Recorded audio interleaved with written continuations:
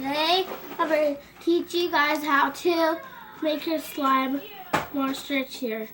To make it more stretchier, put some soap in it.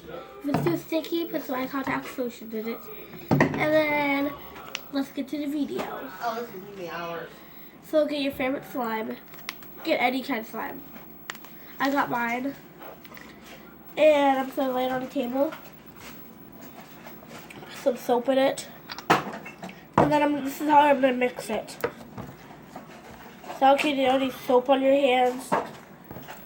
And then keep stretching it until it gets all good. And then, oh, mine's too sticky. Mine's too sticky. Okay, if it's too sticky, put some eye contact solution.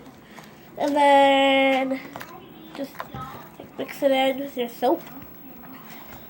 The soap and eye contact solution, get into it really good. Okay, let's get to the video.